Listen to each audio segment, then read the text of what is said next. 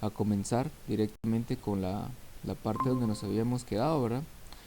Nos habíamos quedado en la parte, eh, la última semana, pues,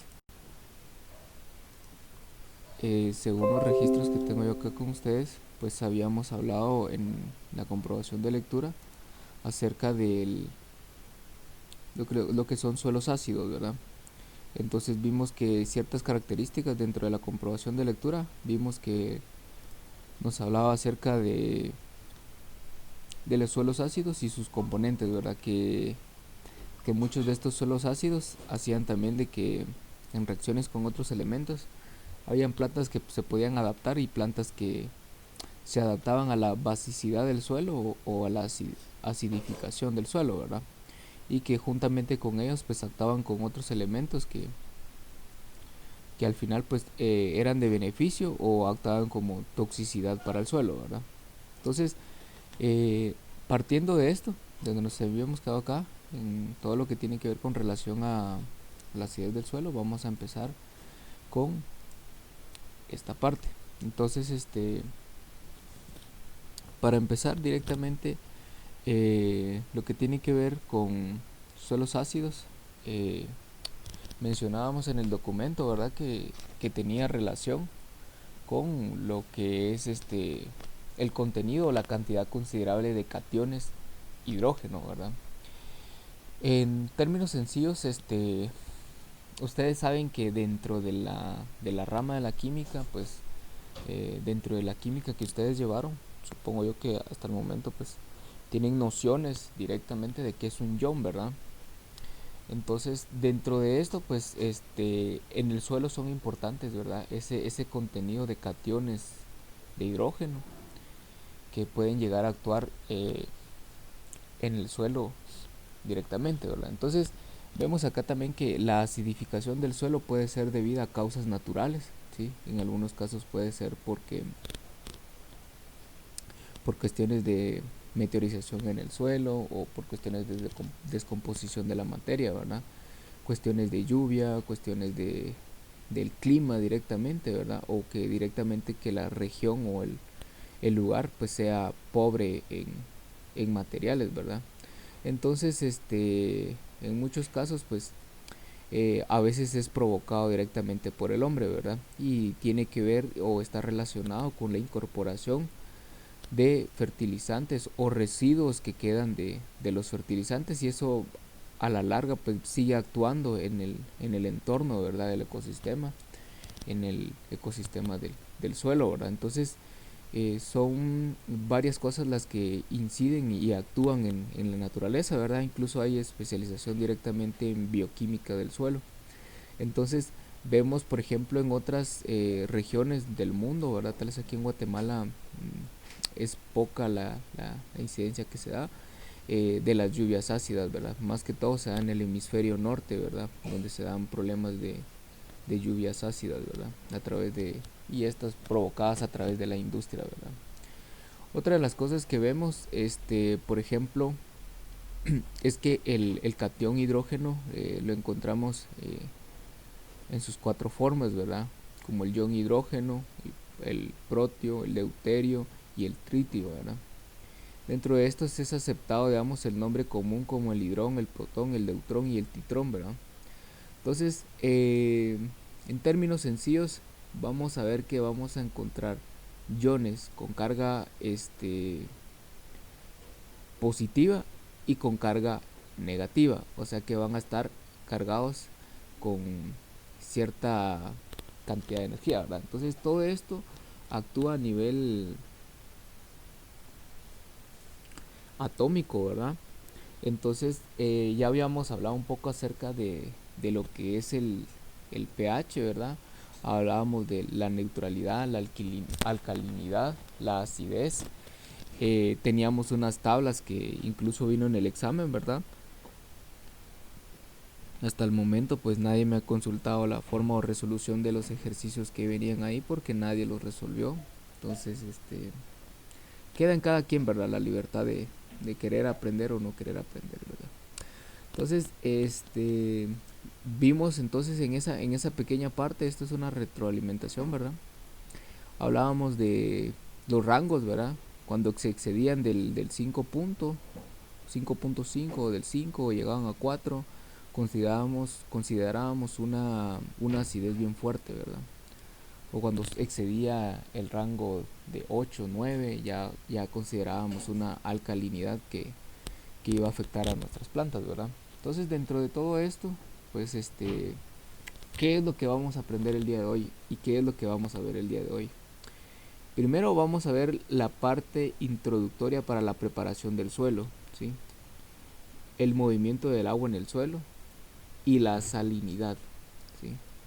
A esto le vamos a agregar, a la salinidad le vamos a agregar lo que es la sodicidad, lo que tiene que ver el tema con capacidad intercambiable de cationes, lo que tiene que ver con el RAS o relación de absorción de sodio, con el CE, que tiene que ver con la conductividad eléctrica, ¿sí? Entonces vamos a dar inicio entonces con esta pequeña parte que tenemos que preparada para el día de hoy, ¿verdad? Directamente. Entonces, cuando hablamos de salinidad en el suelo, hablamos de todas aquellas sales que afectan directa o indirectamente en el suelo, ¿sí? Cuando hablamos de efectos directos, ¿sí? Van a ser todos aquellos efectos, ¿sí? Cuando hablamos de efectos directos, vamos a hablar de todos aquellos efectos que influyen directamente en el suelo, como por ejemplo, uno de los efectos que podemos ver que sucede a través de la salinidad del suelo es la disminución de la absorción del agua, ¿sí? ¿Y a qué se debe? Bueno, primero es que las sales o la sal, directamente recuerden ustedes que todos los fertilizantes son sales hasta cierto grado, ¿sí?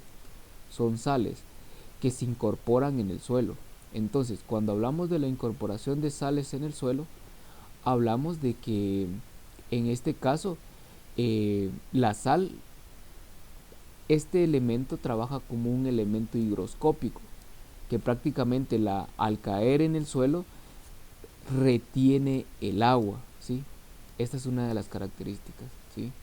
Es decir, que reduce el agua y reduce la capacidad de absorber el agua. O sea que tiene que haber un balance entre el suelo y el tipo de sal que se va a incorporar, porque a la hora de que suceda una precipitación, si la salinidad del suelo está excedida, lo que hace el suelo es compactarse, ¿sí? Al momento de tener una salinidad muy alta. Entonces la infiltración disminuye. Entonces uno de los efectos de la salinidad es esto, la disminución de la absorción del agua. El otro es la toxicidad de iones por su concentración. Hablemos de ion aluminio, del ion calcio, del ion potasio, iones que actúan directamente en el suelo, que por su gran concentración hasta cierto punto puede ser dañino para la planta. Si bien es cierto que muchos de los elementos son necesarios para la planta, una alta concentración de iones puede dañar a la planta y se puede transformar en toxicidad, ¿sí? ¿Ya? Entonces, cuando hablamos de que contaminan a la planta por su gran concentración, porque obviamente pues la planta absorbe sus nutrientes del suelo, y al tener una alta concentración de iones, la planta se puede ver afectada directamente en la raíz, en las hojas o incluso puede llegar a repercutir en el fruto, ¿verdad? Entonces, de esta forma es que hablamos de la salinidad, que tiene que ver con la concentración de sales en el suelo. Y cuando hablamos de estos efectos directos, entonces hablamos, uno de los dos primeros ejemplos, de la disminución de la absorción del agua y la toxicidad de iones por su concentración, ¿sí? Luego vamos a ver acá la parte de los efectos indirectos, ¿sí? Los efectos indirectos son aquellos efectos que no son directamente, que no que no, digamos, no actúan directamente, pero indirectamente pues afectan al suelo, y uno de ellos es el antagonismo entre iones, ¿sí? Recuerden ustedes que un antagonista, lo vimos en control biológico, cuando hablábamos en la práctica de control biológico, hablábamos de que un antagonista tenía relación con aquel competidor natural de un determinado patógeno o un determinado individuo, ¿sí? Hablábamos, por ejemplo, en ese momento, ¿verdad?, que existían insectos que tenían antagonistas que, que peleaban o competían entre sí mismos, ¿verdad? Entonces, cuando hablamos de antagonismo entre iones, hablamos de aquellos elementos o aquellos iones que se encuentran a nivel atómico en el suelo que compiten entre sí, y uno de ellos es el sodio y el calcio, que compiten entre ellos mismos, ¿sí? Y es aquí donde parte la parte principal que vamos a empezar a ver más adelante, que es la sodicidad del suelo, el, el, la capacidad intercambiable del ion catiónico, ¿sí? Entonces, cuando hablamos de efectos indirectos, hablamos de esos efectos que suceden a nivel atómico, donde los iones compiten entre sí, ¿sí?, por ver quiénes son absorbidos o quiénes son los que se retienen en el suelo, ahora compiten entre sí. Otra de las cosas que afectan indirectamente al suelo, que se ve influenciado por la salinidad, es que afecta la estructura del suelo. Cuando hablamos de la estructura del suelo, recuerdan ustedes que hablábamos de que la estructura del suelo, pues cuando lo vimos en Edafología 1, hablábamos de que la estructura del suelo pues tenían estructuras directamente que permitían tanto la porosidad, la permeabilidad del agua, ¿verdad?, que se veía influenciado por el tipo de estructura, ¿verdad? Teníamos, en este caso hablábamos de estructuras directamente arcillosas, estructuras laminares, hablábamos de estructuras que tenían que ver con la compactación del suelo. Entonces, cuando hablamos de una alta salinidad, hablamos de que van a afectar directamente la composición y la estructura del suelo, ¿sí?, cuando tenemos una alta salinidad. Entonces, en este caso vemos acá unas anotaciones que nos dice: se parecen entre sí y compiten por la absorción. Es decir, cuando hablamos de antagonismo de iones, hablamos de que ellos compiten entre sí porque son iones que para la planta a veces actúan casi de forma similar. Entonces, veamos acá, nos dice que altos contenidos de sodio van a causar problemas de absorción de calcio. Entonces, vean acá la competición. El alto contenido de sodio en el suelo va a causar problemas de absorción de calcio. Y recuerden que el calcio, hasta cierto punto, en nuestros elementos esenciales para la planta, cumple una función vital para el desarrollo de la planta, ¿verdad? Entonces, acá viene la importancia, ¿verdad? Cuando nosotros hacemos análisis de suelos, hay una parte donde vamos a hacer el análisis de sodio, el sodio que vamos a tener directamente concentrado en el suelo, e incluso se hace también estudios sobre la concentración de sodio también en el agua. Lo vamos a ver un poquito más adelante. Entonces vemos acá que altos contenidos de potasio, por ejemplo, altos contenidos de potasio van a competir con el magnesio, ¿sí? Entonces, si por ejemplo dentro del suelo tenemos altos contenidos de potasio, estos van a competir con el magnesio, que van a hacer que menos magnesio esté disponible para la planta, ¿sí? O sea que prácticamente hay una competencia, ¿verdad?, entre los elementos que se encuentran en el suelo por ser absorbidos o por estar disponibles para la planta. Entonces, una alta concentración de cierto ion puede ser que disminuya su absorción para la planta, ¿sí? Entonces, acá tenemos una nota importante que dice que no todos compiten contra todos, pero se da este efecto en la naturaleza. Entonces, no todos compiten entre sí, ¿verdad?, pero sí se da este fenómeno en la naturaleza de que los iones compiten, ¿verdad?, para la absorción, ¿verdad? Vemos acá entonces el efecto de la salinidad directamente en la estructura, ¿sí? Vamos a hablar un poquito acá y continuamos con lo que es el efecto en la estructura. Acá veamos algo bien importante. Acá nos dice que, por ejemplo, las sales de sodio afectan la estructura del suelo. Una de las características que vamos a aprender acá es que el sodio, ¿sí?, o esta sal actúa como un defloculante, ¿sí?, un defloculante. Cuando hablamos en términos de defloculante, en química lo vamos a conocer como un aditivo que causa dispersión más estabilizada, ¿sí? Vean esta parte, causa una dispersión más estabilizada y evita que se aglomere las partículas finas, manteniéndolas en suspensión y modificando el comportamiento reológico de las pastas. En este caso, cuando hablamos de pastas, en nuestro campo vamos a hablar de los sustratos, vamos a hablar de los suelos, porque vamos a ver que la incorporación de sodio a un suelo, ¿sí?, o sea, el aditivo que vamos a agregar al suelo, voy a cambiar esto de color para que se pueda ver mejor. Acá, el aditivo que vamos a agregar al suelo, ¿sí?, o sea, esa sal va a actuar como una dispersión que va a estabilizar y va a evitar la aglomeración de partículas, ¿sí? Lo que consigue en la realidad es que las pastas adquieran un estado de viscosidad, ¿sí? Aumenta la viscosidad. Un ejemplo de la viscosidad es, por ejemplo, cuando ustedes ven la miel. Una miel tiene cierta característica viscosa porque ustedes van a tener el recipiente acá, ¿verdad? Y van a tener un poco de miel. Entonces, en esta parte de acá, cuando ustedes le dan vuelta y quieren vaciar esta miel a medida que aumenta la temperatura, o sea, la temperatura se eleva a ciertos grados centígrados, ¿verdad? Que pasa de 30 grados o 24 grados temperatura normal, pasa a 40 grados, la viscosidad de la miel va a disminuir. Entonces, al momento de darle la vuelta, esto se va a regar mucho más fácil porque la viscosidad se ha perdido. Entonces, va a hacer que el derrame de esta miel sea más ligero.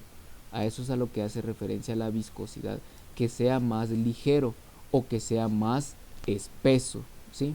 Estamos. Entonces, adquiere un estado viscoso, o sea que quiere decir que las pastas o los sustratos se van a poner más viscosos o se van a poner más chiclosos, por decirlo así en términos sencillos, ¿verdad? Adecuada con la menor cantidad de agua, o sea que va a haber menor cantidad de agua, ¿sí? El proceso actúa cambiando las cargas eléctricas. Acá algo bien importante, vean, las cargas eléctricas van a afectar las cargas eléctricas, causando un incremento en las fuerzas de repulsión por las cargas eléctricas. Y recuerden ustedes que esto es un actuar con otros tipos de elementos, no solamente el que yo estoy adheriendo, sino la forma que actúa con otros elementos directamente también, ¿verdad? Entonces, de esta forma vemos también que se encuentra la contraparte, que es el floculante, y lo vamos a ver más adelante. Entonces, veamos acá, si actúa como un defloculante, vamos a decir que el sodio si actúa como un defloculante, ¿sí? Es una de las sales más comunes, es decir, que desagrega las partículas, por ejemplo, compacta el suelo, ¿sí?, e impide la absorción, la infiltración del agua y provoca el encharcamiento, la escorrentía. Por ejemplo, es más común ver esto en las arcillas, ¿sí? Vemos acá, por ejemplo, si provoca compactación, vemos un sistema radicular que se desarrolla de una forma que no nos permita a nosotros obtener buenas plantas, ¿verdad? Vemos acá, por ejemplo, la compactación del suelo se ve afectada y se ve influenciada directamente en el suelo.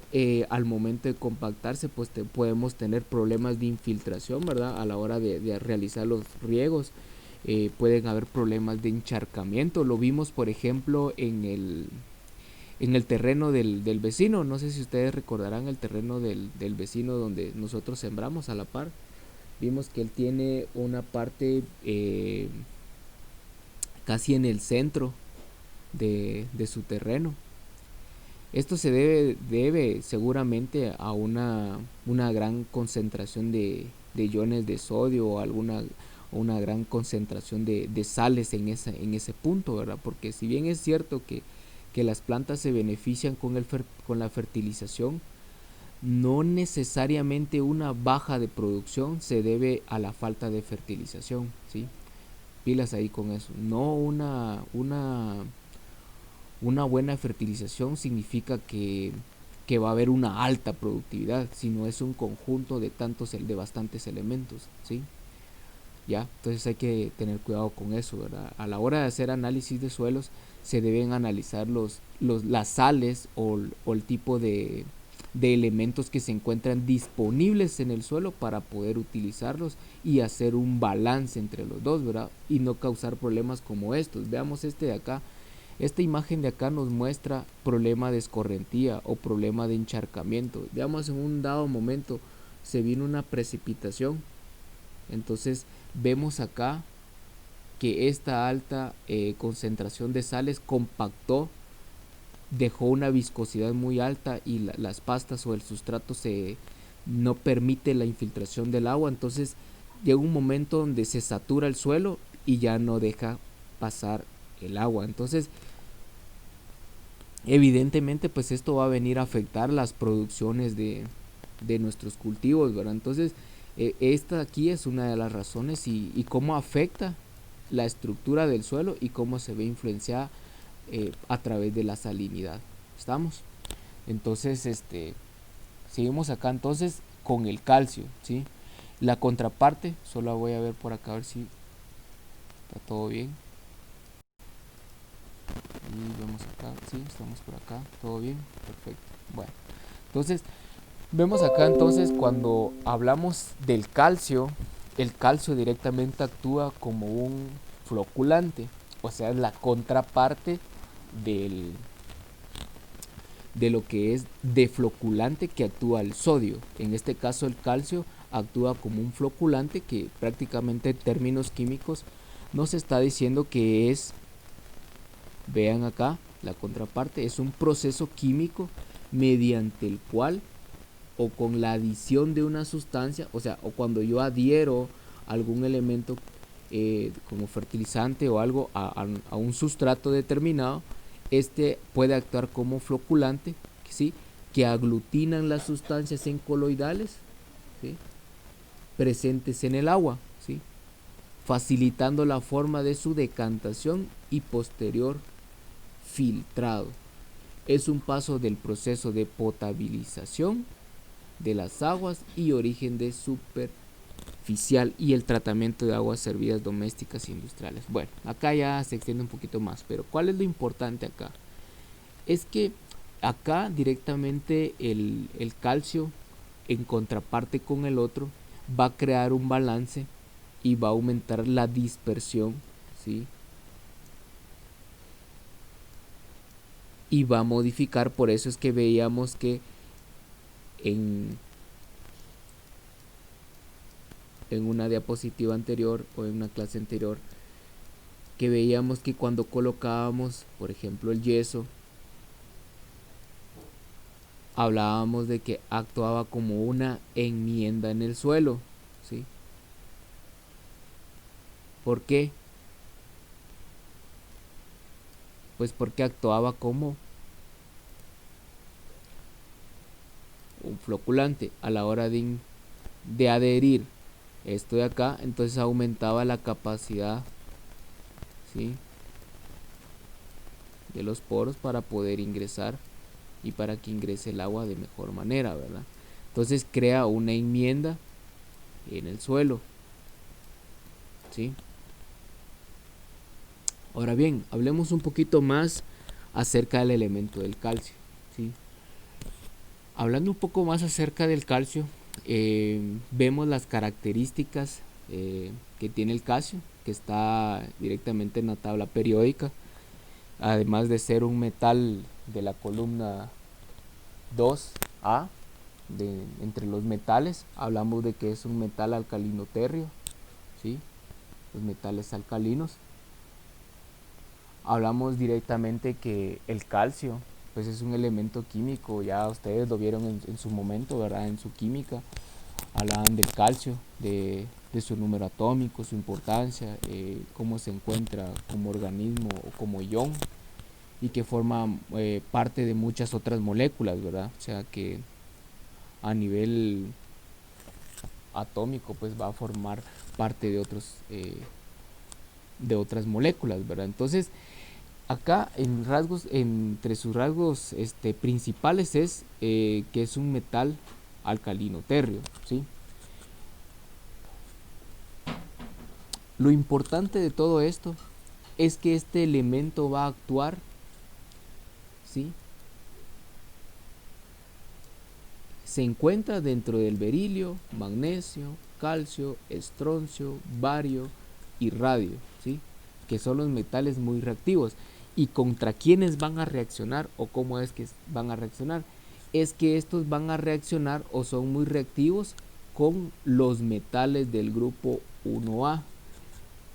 Vean entonces, ¿qué tenemos en el grupo número A? Todos los elementos acá, vean, tenemos el sodio, el potasio. ¿Cuáles son los que nos interesan a nosotros?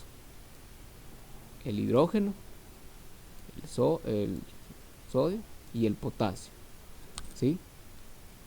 ¿Qué nos dice la característica de los metales alcalinoterrios del grupo 2A? Que son muy reactivos o que reaccionan, ¿sí? Vean acá, que aunque no son tan reactivos, perdonen acá, aquí se me fue la baranda, que no son tan reactivos con los metales del grupo 1A, se llaman metales alcalinoterrios debido a que sus óxidos son básicos y porque muchos de ellos son de baja solubilidad, ¿sí? Entonces una de las características de los metales alcalinoterrios es de que estos pues directamente tienen una baja solubilidad. Entonces al entrar en contacto con el agua, ¿sí? Esta sal o las sales de los metales alcalinoterrios al entrar en contacto con el agua, pues la solubilidad es más lenta, ¿verdad? Es como cuando ustedes agregan el azúcar al agua, ¿verdad? A menor temperatura la solubilidad es muy baja, a mayor temperatura la solubilidad aumenta, ¿sí? ¿Estamos? Entonces tiene relación con esto, ¿verdad? Entonces que estas son, la solubilidad es muy baja en el agua, ¿verdad? Se hallan en depósitos minerales y en la corteza terrestre, ¿verdad? Y ahí parte la importancia y la parte de qué es lo que nos interesa a nosotros, ¿verdad? Entonces, en términos generales, hablamos de que si el calcio actúa como un floculante, es decir, que se agregan de una forma uniforme, o sea que va a permitir el acceso y la infiltración del agua, ¿verdad? Vemos acá directamente una de las características o condiciones en las que nos podría favorecer a nosotros. Vemos acá, por ejemplo, una buena condición CB igual a 2, por ejemplo, una condición de suelo. Y en esta parte de acá, ¿sí? Vemos entonces que acá una buena condición considerada acá sería que el suelo presenta una estructura pulverizable, ¿sí? Pulverizable. Vean esta acá.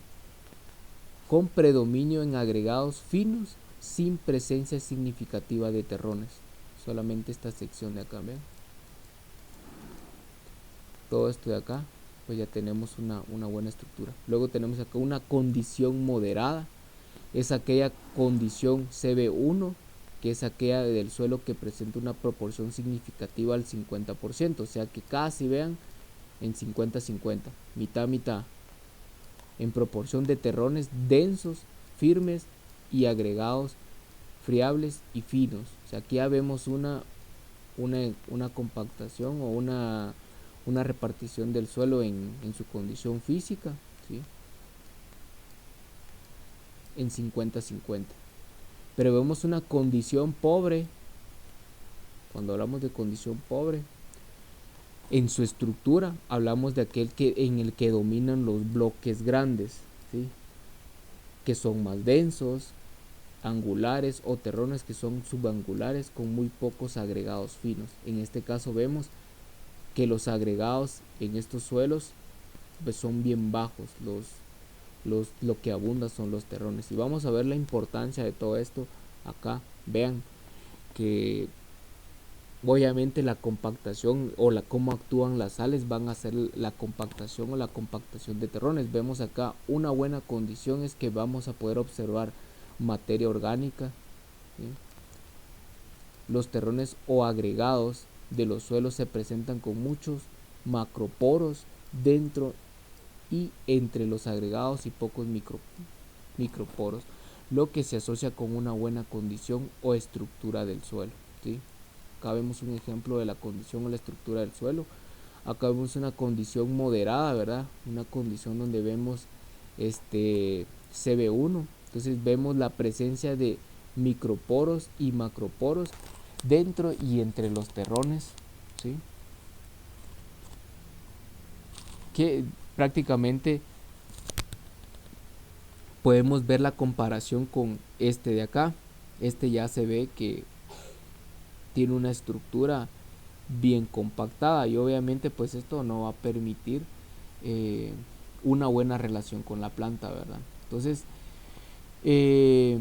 acá vemos entonces que los terrones presentan macroporos y predominan los microporos dentro del terrón. La superficie se observa lisa, masiva y con aristas, o sea, las aristas tienen que ver con líneas, ¿sí? Que ya se ve como que tuviera filo, como que tuviera unas pequeñas líneas que cortan. En cambio acá vemos que ya es como que es uniforme, ¿sí? Acá vean, tiene una forma ya como más irregular, a diferencia de estas, ¿verdad? Que ya tiene ciertas características que empiezan a denotar la diferencia, ¿verdad? Entre un buen terrón y un terrón en condiciones malas, ¿verdad? Entonces vemos acá algo que es importante, es que la salinidad tiene relación con lo que es con el umbral de productividad. Aquí vemos una pequeña tabla que tiene que ver con la productividad versus la conductividad eléctrica. Recuerdan ustedes que vimos en temas anteriores acerca de la conductividad eléctrica. A ver, ¿quién se acuerda de qué es conductividad eléctrica? A ver compañeros, de los que están ahí todavía conectados, ¿qué es conductividad eléctrica? ¿Recuerdan?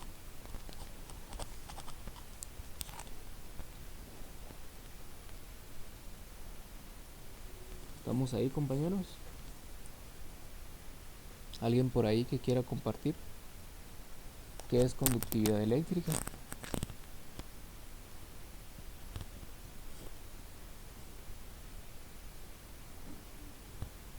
Compañeros, ¿estamos por ahí?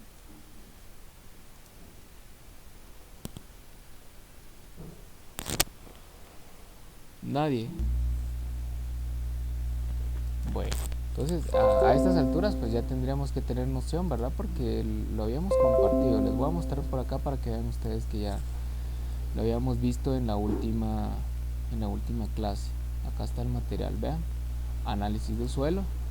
Hablamos acá y prácticamente en las últimas páginas. Vamos a ver acá.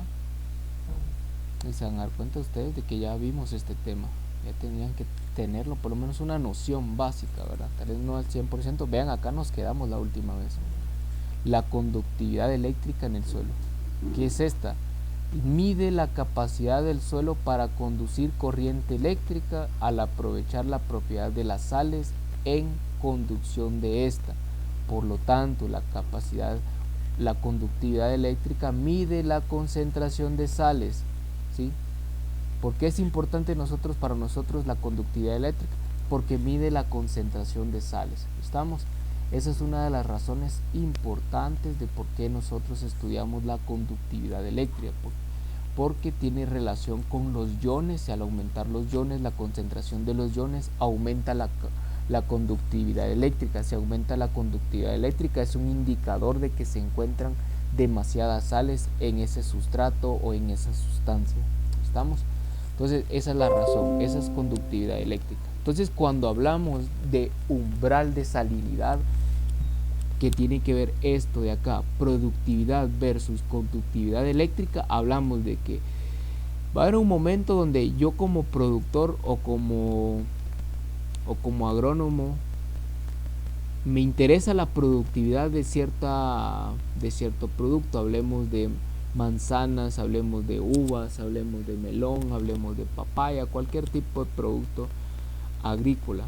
Va a haber un momento de productividad, pero si la capacidad o la conductividad eléctrica aumenta, ¿sí? Va a haber un momento donde estas dos interaccionen y va a afectar la productividad y va a decaer, la productividad va a caer por el aumento de salinidad y puede llegar a un momento hasta matar la planta, ¿sí? ¿Por qué? Por la capacidad, por la conductividad eléctrica, porque aumenta la salinidad. Evidentemente no es que en el momento que se manifiesta esa gran concentración o esta gran concentración de sales me va a afectar en el momento, pero sí se va a ver afectada a lo largo del tiempo. A lo largo del tiempo va a haber una disminución, eso es lo que nos está diciendo, ¿sí? Obviamente puede ser de que suceda en este momento, ¿sí? Antes, dependiendo el tipo de sal que se encuentre concentrado, recordemos eso, que van a haber distintos tipos de sales que se van a encontrar en el suelo. En este caso solo hemos tomado como referencia el sodio y el calcio, ¿sí? Entonces va a haber un momento, puede ser que suceda antes o puede ser que suceda después, pero esto va a venir a afectar la conductividad eléctrica, se va a venir a afectar el umbral económico, el umbral de productividad que a mí me interesa.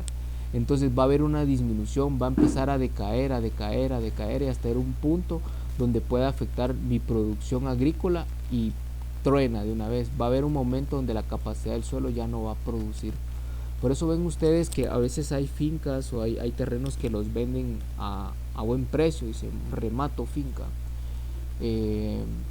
18 hectáreas, 300 hectáreas, 200 hectáreas o manzanas, empiezan a hablar de grandes extensiones de tierra, ¿verdad? Y las ofertan a buenos precios ante los ojos de la gente, ¿verdad? Que carece de conocimiento, dice, hola, qué barato, dice la gente. Pero cuando en realidad uno de los factores de por qué lo están determinando es porque explotaron el suelo en su máximo, a lo máximo, explotaron el suelo y nunca hubo una incorporación de sales o una incorporación de un balance y conservación de suelos. Entonces obviamente solamente se extrajo todas las propiedades del suelo y se acabó. Entonces este suelo viene a simplemente estar como un suelo muerto, ¿verdad? Ya no va a ser productivo para ciertos cultivos. Entonces de ahí parte una de las razones, ¿verdad? Digamos que si ustedes algún día llegan a estar como administradores, el suelo es un recurso muy muy importante, ¿sí? Que muchas veces es desvalorizado, ¿verdad? ¿Sí? Lo tomamos como un recurso que me pertenece y que yo puedo venir y explotarlo y explotarlo y explotarlo, pero va a haber un momento donde este recurso va a llegar a su umbral máximo y nos va a mostrar ese decaimiento. Por eso muchos productores o muchos agrícolas dicen, pero ¿por qué esta vez no me fue tan bien? Porque no hay un balance, entre el análisis de suelo, los requerimientos que quiere, porque si bien es cierto, por ejemplo, que la fertilización va a aumentar la productividad, también se tiene que tomar en cuenta aquellos macroelementos que se incorporan a través de la naturaleza. Hablemos del hidrógeno, por ejemplo, del oxígeno, que muchas veces interactúan con estos iones, afectando directamente la absorción de estos por las plantas. Entonces muchas veces la saturación de fertilizantes va a afectar la absorción de estos iones o estos elementos absorbidos por la planta de forma natural, que ya no se ven influenciados directamente por la naturaleza, sino por nosotros mismos, ¿verdad? Que no sabemos manejar esto en campo, ¿verdad? Entonces vemos acá los datos importantes, la sensibilidad de la salinidad en la planta, ¿sí? Va a haber un cierto punto donde la planta va a ser sensible a la alta salinidad o baja salinidad de las plantas. Entonces, como datos importantes, vamos a ver acá entonces que esto va a variar de acuerdo a la especie, ¿sí? No todas van a actuar de la misma forma. La salinidad o la sensibilidad de la salinidad va a actuar de acuerdo a la especie del cultivo, a la variedad que yo esté manejando, ¿sí? Al patrón del cultivo. Cuando me refiero a especie, hablo, por ejemplo, al tipo de, puede ser de la misma familia, curcubita, por ejemplo, una curcubita, familiares entre el pepino, el melón, ¿sí? El huicoy, el chilacayote, pero ya cada una de ellas como especie va a actuar diferente. Puede ser que unas sean tolerantes a cierta cantidad de salinidad, o por ejemplo la variedad, también incluso entre especies la variedad va a causar la diferencia. Y cuando hablamos de patrón, hablamos de aquellas plantas que se usan, como por ejemplo la que utilizamos nosotros para la producción de aguacate, la que ustedes tenían sus semillas. Ese aguacate que se utilizó y se le conoce como patrón, ¿sí? Porque es el que le va a dar la fuerza para poder estar en el suelo, y se utiliza por sus características directamente de poder resistir, ya sea por ejemplo si tiene buena capacidad al estrés hídrico, entonces esta va a tener la capacidad de poder afrontar futuros eventos que puedan causarse, ya sea a través de la naturaleza o provocadas directamente por uno, o por un mal manejo, por ejemplo, que no regamos a tiempo, etcétera. Entonces este patrón es el que le va a dar la fuerza. Entonces entre patrones va a haber también obviamente una variedad en la sensibilidad de la salinidad de la planta. ¿Estamos? Luego hablamos acerca también de la tolerancia, ¿sí?, a las sales. Estas tienen un límite prácticamente, ¿sí? Cuando hablamos de la tolerancia, lo vimos en el documento que se les proporcionó, ¿verdad? Allá veíamos, ¿verdad?, que cierta cantidad de elementos modificaban o no modificaban el pH, ¿verdad? Entonces, dentro de todo esto, vemos que siempre va a existir un límite que existe entre cada especie. Ese límite le va a permitir adaptarse o no adaptarse a cierto suelo. Entonces, previo a la plantación,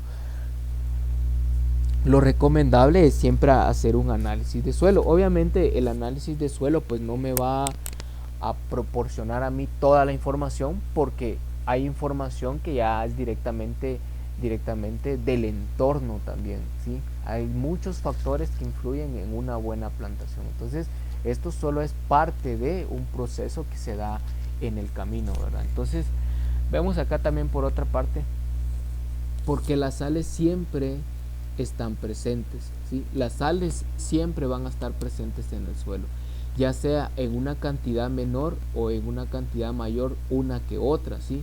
De forma general podemos definir que todo aquello que se disuelve, o sea, de forma sencilla o general vamos a decir que todas las sales que se encuentran en el suelo son aquellas que se disuelven en agua, son aquellas que interactúan entre el agua, y vamos a ver más adelante por qué es importante la interacción suelo-agua y los elementos, ¿sí? Entonces vemos acá entonces que el suelo siempre, en los suelos siempre van a haber aniones, iones y cationes, ¿sí? O sea que van a haber elementos con carga negativa, positiva y en neutro, ¿verdad? Y entonces vemos acá que todo esto constituye o lo que conocemos como sales, que algunas son importantes para el agua, algunas de estas son importantes para el suelo, y que otras vienen directamente en el agua. O sea que van a haber iones o cationes o aniones que van a estar en el suelo y que van a interactuar cuando yo incorpore el agua, o otros que vienen directamente en el agua y van a actuar cuando entren en contacto con el suelo. Estamos, a esto es a lo que hace referencia esta parte. Entonces es un conjunto de todo, ¿verdad? Muchas veces se hace un análisis de suelo, pero no se hace un análisis de agua. Entonces acá hay que hacer un balance, ¿verdad? Bueno, ¿será que realmente el problema es el suelo o es el agua? ¿Y por qué a veces tenemos que ver esto importante con lo del agua? Porque recordemos nosotros que hablábamos la vez pasada acerca de las camas biológicas, que cuál era el fundamento o lo que utilizábamos nosotros como principio básico. El principio básico que utilizábamos en las camas biológicas, decíamos que ahí íbamos a abrir una camita acá de este tipo, donde íbamos a incorporar materia orgánica, íbamos a con arcilla e íbamos a completar con ciertas varias capas hasta llegar a un momento donde poníamos la grama, ¿sí? ¿Y qué principio íbamos a utilizar acá? El principio de lixiviación, ¿sí?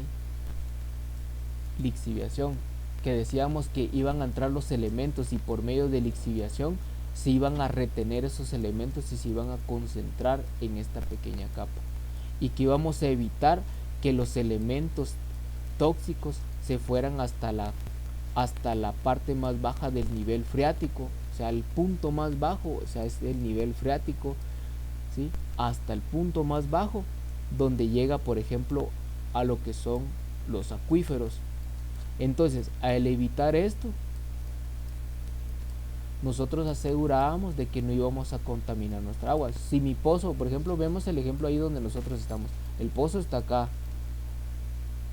¿sí? Y yo saco agua de acá, lo coloco acá y coloco bastante fertilizante y no tengo una buena práctica, se viene abajo, entonces da un ciclo, da una vuelta, da una vuelta, da una vuelta, y entonces va a venir a cierto punto donde va a saturar mi suelo, ¿sí? Entonces tenemos que tener cuidado con eso. Entonces acá, ¿qué se hace? Evaluar también el agua, ver qué tanta salinidad tiene el agua, ¿verdad? ¿Sí? Y eso lo vamos a ver en unas prácticas más adelante. Vamos a ver una de las importancias de ellas, que también en hidrología vamos a ver lo que es la aplicación de la relación de absorción de sodio y su vinculación con el escurrimiento, ¿sí? Y eso tiene mucha relación también con cuencas, con ríos y otras cuestiones, ¿verdad? Vemos acá también que es importante porque nos indica en qué momento el umbral se rompe y afecta la productividad, lo que hablábamos antes, o al contrario, altas concentraciones de calcio y potasio en el suelo elevan la conductividad eléctrica. Nuevamente, acá, ¿por qué eleva la conductividad eléctrica las altas concentraciones de calcio y potasio? Recordemos que el calcio y el potasio están dentro del grupo de los metales alcalino-térreos, y dentro de ellos lo considerados como sales. Dentro de estas sales hay algunas que son poco solubles, ¿sí?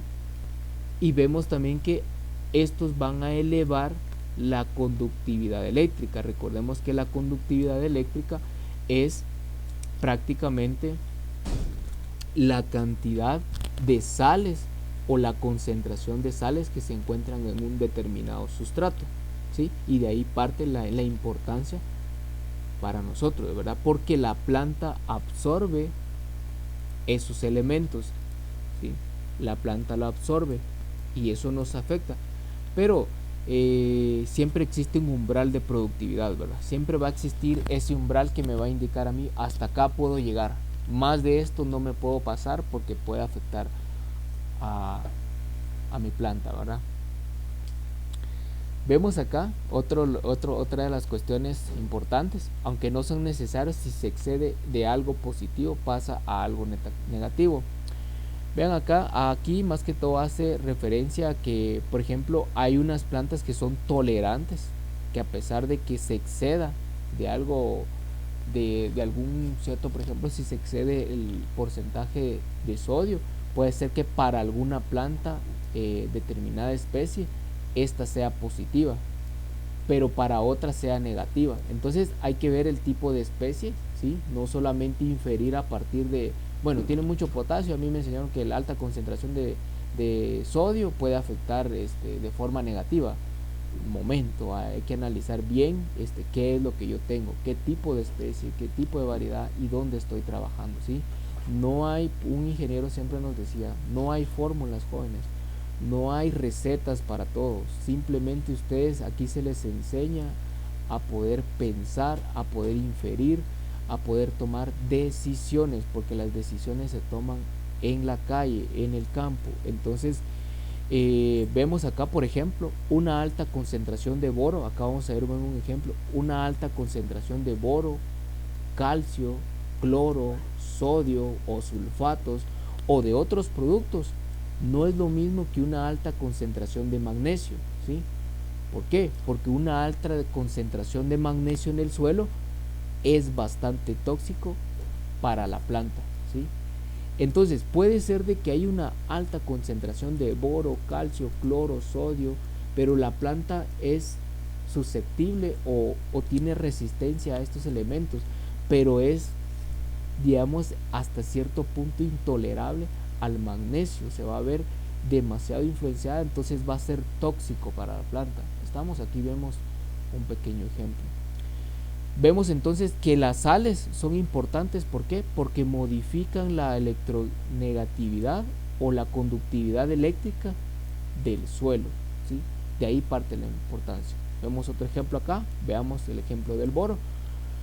¿Por qué puede que se tenga una conductividad eléctrica baja? Supongamos que yo dentro de mi suelo tengo una conductividad eléctrica baja, pero la alta concentración de boro, ¿sí? En este caso tengo una alta concentración de boro, al final termina dañando mi planta, ¿sí?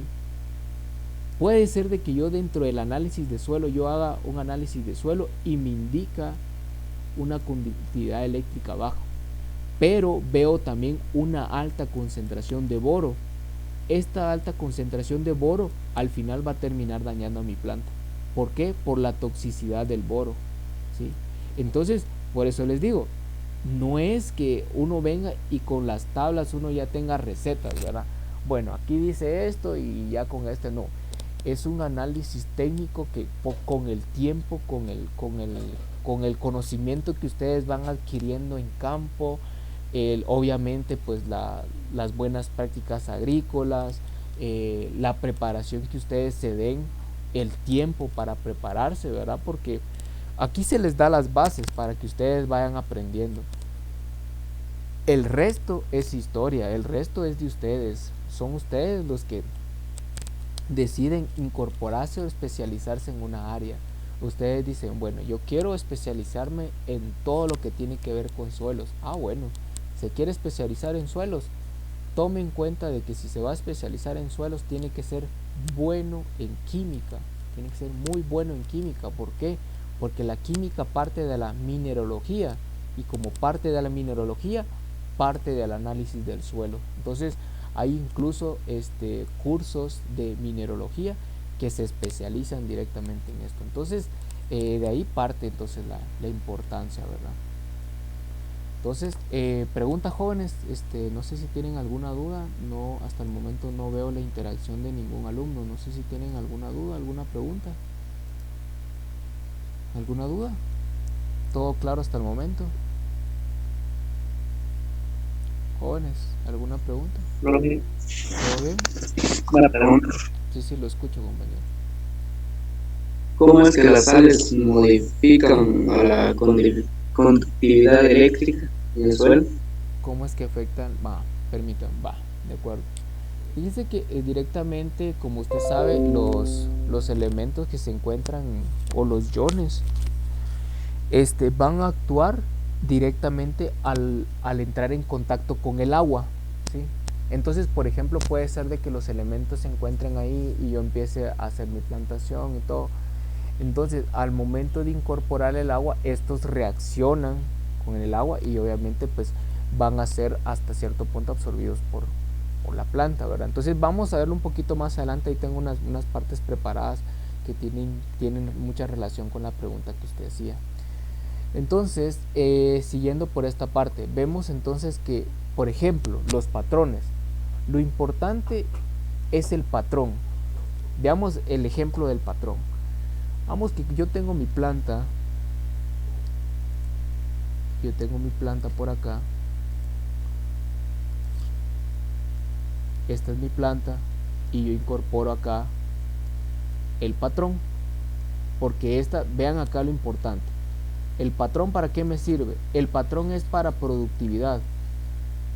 Perdonen, el injerto. El injerto que yo voy a introducir va a ser para productividad. ¿Por qué? Porque el injerto que yo voy a traer lo voy a extraer de una planta que ya esté produciendo y tenga frutos. Y el patrón que yo tengo sembrado, este me va a proporcionar a mí resistencia en el suelo a concentraciones altas de sal, estrés hídrico y otras condiciones que se den en el suelo. Entonces el patrón tiene que estar adaptado al tipo de suelo que yo tengo. Entonces de ahí parte la importancia de obtener un buen patrón. El patrón proporciona la resistencia y el injerto proporciona la producción. Es ahí un ejemplo de esto, ¿verdad? Porque supongamos que mi patrón es resistente al estrés hídrico, ¿sí? Los resistentes, o sea, que son resistentes a la falta de agua, estas prácticamente lo que me está indicando, si es resistente al estrés hídrico, lo que me está indicando es que esta tiende a tener sensibilidades y que sus patrones de tolerancia a las sales, vamos a poner por acá con el marcador, ¿sí? ¿Sí? Hablábamos acá que las sensibilidades a los patrones son tolerantes a las sales, ¿sí? Al ser tolerante a las sales quiere decir de que altas concentraciones de sales no van a afectar a la planta, al patrón, no van a afectar. ¿Por qué? Porque eso puede ser un indicador, ¿verdad? Que si los patrones son resistentes al estrés hídrico, puede indicarme a mí también de que son tolerantes a las sales. Porque una combinación, yo tengo acá mi suelo, obviamente pues mi suelo yo no sé qué elementos hay acá porque no he sembrado. Al introducir mi planta, bueno, la voy a sembrar acá, y al introducir el agua, estas van a reaccionar con el agua, ¿sí? Van a reaccionar con el agua por la conductividad eléctrica. Recuerden que la conductividad eléctrica en sí, el agua no va a conducir la electricidad. Lo que va a conducir la electricidad van a ser los iones o las cargas que se encuentren en el agua. No es que el agua tenga una capacidad de conducir a la electricidad, sino lo que tiene capacidad es en sí, lo que tiene capacidad es los iones que se encuentran en el suelo, o sea, o los iones que se encuentran en el agua, y eso es lo que va a conducir la electricidad. Entonces, cuando el agua entra en contacto con la tierra, cuando entra en contacto, estas van a actuar. Les decía anteriormente, ¿verdad?, que el agua trae ciertos iones, ¿sí? Por ejemplo, que trae una alta concentración de sodio, una alta concentración de cloro o qué sé yo, ¿verdad? El agua que yo estoy incorporando, esa ya trae una concentración determinada de iones. Al entrar en contacto con la concentración de iones que está en el suelo, obviamente pues estos van a reaccionar, ¿sí?, proveyendo a la planta los nutrientes que necesita o afectando la toxicidad de acuerdo a la concentración que tenga. Entonces de ahí parte la importancia, ¿verdad? Entonces veamos acá, nos dice, son los patrones tolerantes a las sales, que es un indicador, ¿verdad?, que si es resistente al agua, a la falta de agua, entonces va a ser un indicador de que es tolerante a la sal, por el hecho de que la falta de agua, las sales se concentran en el suelo. O sea que a la falta de agua, o sea, cuando yo estoy en mi suelo, si hay falta de agua, las sales se van a concentrar, ¿sí? Van a haber un momento donde las sales se van a concentrar. ¿Estamos? Entonces se concentran en el suelo, por tanto el patrón que tendría característico es que tendrían resistencia a tolerancia. Vean ustedes que, por ejemplo, hay plantas donde pasan un buen tiempo donde no riegan nada, no hay ni un tipo de riego y la planta pasa ahí hasta un buen cierto tiempo, solamente absorbe agua a través del ciclo hidrológico nomás, y no hay un riego incorporado, nadie va a ir a regar y la planta sigue viva. Uno hasta se queda así como que admirado, ¿verdad?, porque la planta sigue viva, no pasa nada, la planta tiene la capacidad de resistir al estrés hídrico. Por lo tanto, ese es un indicador de que hay una alta concentración de salinidad en el suelo, ¿sí? Estamos. Entonces, con relación a lo que el compañero decía, ¿verdad?, que cómo es que reacciona o cómo vemos la salinidad. Entonces, Vemos acá otro mecanismo de falta de agua. Entonces los mecanismos, vamos acá, los mecanismos, permítanme, vamos a seleccionar acá. Los mecanismos de falta de agua están estrechamente relacionados con la tolerancia a las sales. Ese es un indicador, lo que decía al inicio, ¿verdad? Bueno, entonces vemos acá una pequeña tabla. Esto solo es un ejemplo, ¿verdad? Que, por ejemplo, tomando un umbral económico o tomando un umbral de productividad, vamos a ver que, por ejemplo, la conductividad eléctrica a mí me va a mostrar o me va a indicar si yo me encuentro entre el porcentaje de pérdida o no, ¿sí? Veamos acá, esto de acá es conductividad eléctrica, todo esto de acá es conductividad eléctrica. Tal vez más adelante vamos a ver un poquito más profundo, pero tendríamos que llevar un curso de fertilización, ¿sí? Entonces, y el curso ahorita trata de suelos. Entonces, vamos a ver acá, vean, tomate, con una conductividad eléctrica entre 2.1 y 1.7, vean, el tomate no presenta pérdida, la pérdida es del 0%. O sea que cuando yo hago un análisis de suelo tendría que estar mi conductividad eléctrica entre 1.7 a 2.5, ¿sí? Pero ¿qué pasa si la conductividad eléctrica aumenta? De 3.5 a 2.3 ya presenta un 10% de pérdida, ¿sí? Ya representa un 10% de pérdida en el caso del tomate, ¿sí? En el caso del tomate. ¿Y qué pasa cuando la conductividad eléctrica está de 5 a 3.4? Lo que me está indicando es de que mi productividad va a disminuir en una pérdida de un 25%. Y recordemos entonces que la conductividad eléctrica tiene que ver con la concentración de sales que se encuentran presentes en mi sustrato. ¿Estamos? Entonces, de esa misma forma es que analizamos el resto, ¿verdad? Por ejemplo, analicemos el limonero, un limonar o una cuestión de limón. El limón tiene que tener una conductividad eléctrica entre 1.7 a 1.1 para no tener ni un tipo de pérdida en cuanto a la productividad. Pero cuando hablamos, por ejemplo, de 2.3 a 1.6, vemos entonces que la productividad se ve afectada en un 10%. Y, por ejemplo, en el 25% de pérdida, hablamos entre conductividad eléctrica de 3.3 a 2.2. Entonces, todo esto de acá se analiza de la misma manera. ¿Qué es lo que me está indicando? Nuevamente lo repito, ¿qué es lo que me está indicando la conductividad eléctrica?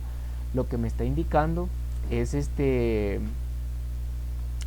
la concentración de sales que se encuentran en el suelo. ¿Estamos? Es la concentración de sales que se encuentran en el suelo. Bueno, entonces acá parte algo bien importante y es el análisis como tal, ¿sí? Recuerden que la vez pasada también hablábamos acerca del análisis. Acá ya entra muchas cuestiones que vamos a empezar a ver, ya ir combinando una relación con la otra, ¿verdad? Por ejemplo, las características físico-químicas del suelo deben de ser conocidas por el agricultor, ¿sí? Todas las características físico-químicas deben ser conocidas por el agricultor. ¿Estamos? Una de ellas, o una de las primeras cosas que vamos a ver es que es una estimación de la fertilización del suelo, pues solo se analiza una pequeña parte de una muestra, o se analiza una pequeña muestra de todo el terreno, que representa todo el suelo del área homogénea. Por ende, debe de ser completado con otros análisis que asume que toda la muestra fue correcta. ¿Recuerdan ustedes que en estadística hablábamos acerca de que cuando hacemos un análisis de una muestra a una población, la muestra tiene que ser representativa? ¿Por qué?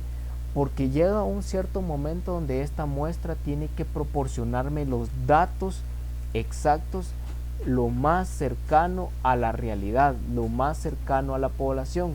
¿Por qué? Porque yo no puedo extraer de todo el terreno o a toda la tierra y voy a analizar todo el suelo, no se puede, es imposible, pero sí puedo extraer partes esenciales de una forma homogénea, como lo vimos en las primeras clases de edafología. Hablábamos de los muestreos aleatorios, hablábamos de los muestreos en zigzag, de cuadrícula, todos esos tipos de muestreos, ¿verdad? y esta muestra tiene que ser representativa lo más homogéneamente posible de los sustratos. ¿Por qué? Porque esta me va a estimar o me va a predecir qué tipo de fertilización cuento o debo realizar en el suelo. ¿Estamos? Otra de las cosas es que el análisis del suelo solo suministra o no va a dar todas las respuestas de las condiciones pobres o inadecuadas, ¿sí? ¿Por qué? Porque la temperatura, eso me lo proporciona el clima, ¿sí? Eso ya es otro criterio el que yo tengo que tomar en cuenta. Entonces, la parte del análisis de suelo solamente me va a proporcionar una parte de las respuestas a todo el problema que yo tengo de lo que yo voy a trabajar en campo. Pero las temperaturas, por ejemplo, las temperaturas bajas, las temperaturas altas, eso ya no me lo proporciona. Por ejemplo, el drenaje, esto ya me lo proporciona ya un análisis de infiltración en el suelo, ya es un carácter de tema físico del suelo. La ineficiencia, ¿sí? La mala aplicación de fertilizantes.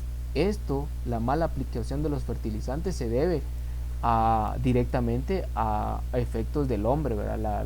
La manipulación que le dé la persona, ¿verdad? La persona dice, bueno, me sobraron, incluso se los dije el año pasado, ¿verdad? ¿Cuántos jóvenes? Yo tenía calculado que aquí iban a hacer como 80 libras o no sé cuántas libras, ya no recuerdo. Pero la cosa es que yo recuerdo que iban a sobrar como 20 libras y les dije, jóvenes, ¿y dónde está el resto de fertilizante? Ah, pues se lo incorporamos al resto, así como que, ¿por qué? Va? Si la dosis ya estaba dada, ¿verdad? Entonces, muchos de esos les decía yo de que cuando, por ejemplo, tienen grandes extensiones de tierra, ¿verdad? Multipliquen 20 libras por 20 quintales o por 20 sacos que ustedes tienen, ya son casi 400, 200 libras más, ya son otros 2, 3 sacos más a 250 cada uno, estamos hablando de un gasto más o menos como de 800 quetzales. ¿Y de dónde va a salir eso? Va a salir de la bolsa del dueño de la finca o de ustedes, ¿sí? Entonces hay que tener mucho cuidado a la hora de la aplicación de los fertilizantes. Se debe hacer el análisis, ¿verdad? Y hacer un balance entre lo que yo tengo y lo que debo incorporar, ¿verdad? Y obviamente otros factores que no me proporciona el análisis de suelo son las enfermedades de las plantas, que esta ya es otra rama que se tienen que estudiar por aparte también, ¿verdad? Entonces, los resultados del análisis del análisis describen solo los nutrientes disponibles. Cuando yo hago un análisis de suelo, un análisis químico del suelo, solo me va a proporcionar, ¿sí?, lo que yo tengo disponible en el suelo, ¿sí? Y de ahí yo puedo inferir y empezar a tomar decisiones, ¿sí? Los resultados pueden ser confusos, ¿sí?, cuando yo obtengo los resultados, porque puede ser de que se ha realizado por diferentes métodos. Pregunto, jóvenes, ¿vieron los videos que yo proporcioné en la página, en la diapositiva anterior? ¿Lo vieron? Por favor me confirman, ya sea a través del chat, alguien que haya visto los videos que yo proporcioné en esta diapositiva. Estos videos de acá, ¿los vieron?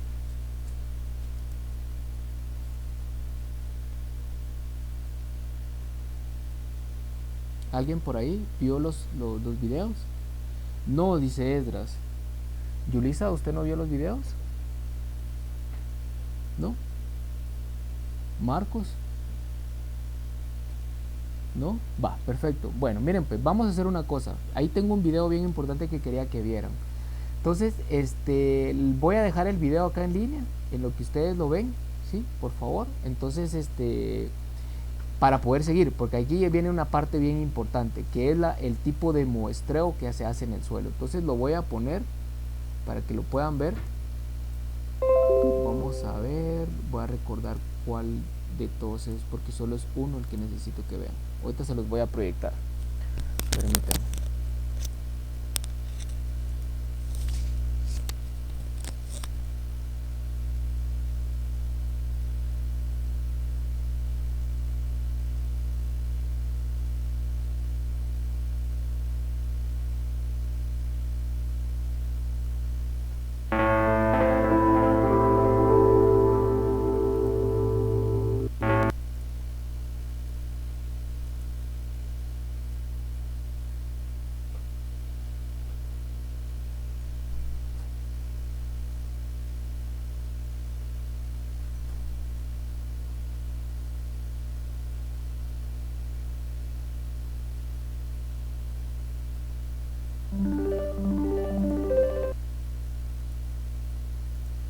Bueno, ya estamos jóvenes. Entonces les voy a poner el video. Más o menos dura como 4 minutos. Entonces 4 minutos ahí para que puedan ver el video. Tomen nota porque va a hacer preguntas ahorita acerca de eso. Va a ser la actividad del día de hoy.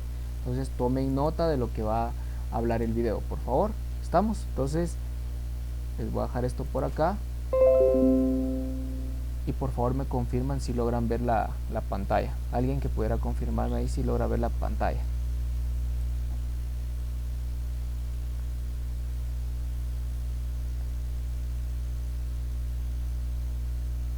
¿Estamos bien? ¿Todo Sí, bien? ¿Sí se ve? Perfecto. Va, entonces vamos a ver acá cómo medir el pH y la conductividad eléctrica. Entonces es una pequeña práctica, está muy bueno el video, entonces tomemos nota de los dos métodos que se utilizan para la medición de pH y conductividad eléctrica. Entonces empezamos.